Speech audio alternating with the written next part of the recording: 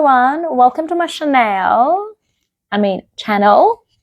Anyway, let's get started. So today I'm going to run you through some exercises you can try as a coach in your personal training sessions or even in your yoga classes, depending on how you want to use it.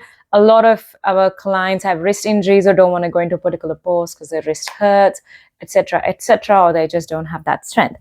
So first, what we'll begin with is basic mobility movements from Hatha Yoga, which I also suggest with anyone with wrist injury or weak wrist to do every day, every morning. Simple mobility movements, which is really moving your wrist in its entire range of motion. And you'll see that it is very, very beneficial. Just keeping your joint mobile helps the blood flow through it, increase strength, and just make your ligament stronger as well.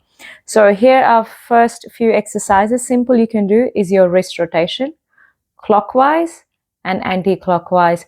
Get your clients to focus on that full range of motion. If they need extra support, they can hold on to the wrist.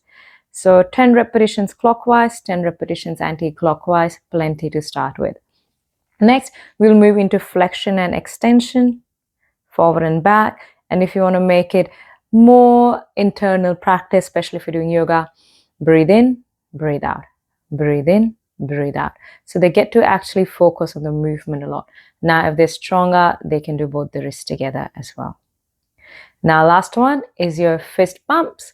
Don't forget to really curl through your fingers. Your fingers are part of your hand, your wrist joint. So make sure they are mobile as well. They're active. The blood's flowing through it. Especially for anyone who is practicing, say, their handstands or any inverted poses as well.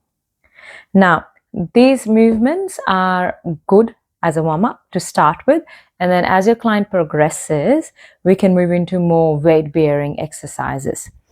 So we'll come on a 4, we'll start on a 4, and now when you're on a 4, always remember to shift your body weight back. You don't want the weight to be on the wrist, especially if someone is already having sore wrist or they're not really good with the strength. Number 1, nice and easy, shift your body weight back and you're simply lifting half of your palm off. So the weight is falling on the fingertips. So just from here to here. Okay. So again, you can do 10 pumps, even 15 to 20 as you progress. So that's exercise number 1. Number 2, you will simply turn your wrist forward and back. Now, you might feel limited with this if you have low range of motion or low flexibility. Just do whatever is possible. Even if you go here, doesn't matter. I'm just going to work through this. Again, you can do 2 rounds of 10 to 15 repetitions. Right, next one.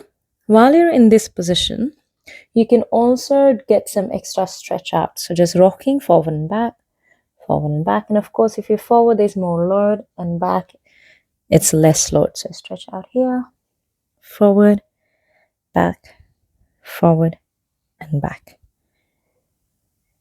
Now, last one, pretty simple. You're just going to start from your fingertips, your knuckles, your entire hand, and then same way roll back to bring your palm on the floor, rolling, and then back in, forward, and then back. Now what this does, this really helps to move your hands, your entire hand, one muscle at a time, one joint at a time. You're also activating through smaller muscles in your metatarsals, in your fingers, like so. Now while doing this, be mindful that you're not putting too much load on the opposite wrist. So you can do this as well, just lean back and like so. Here we go. These are all the exercises you can try. Now for a bonus tip, if you're in a class and your client is suffering or they don't want to do a particular movement because of the pain, this is one good option. You can get them to roll their mat and they can use their mat. If you have a block, that's even better. Otherwise, just roll your mat. Seems like I've forgotten how to roll my mat. Now, roll your mat, use it as a height, and you can place your wrist on the top. And then you can do your inversions here or just any inverted pose as well. But this definitely helps to take that load away as well. Now, if you have a block, you can have your hands on top of the block as well. There we go. Simple. Now, do let me know how you find these exercises. Now, if you've been doing something else, do comment below. Let me know if you have more suggestions. I'd love to hear from you. I'll see you next time. Bye.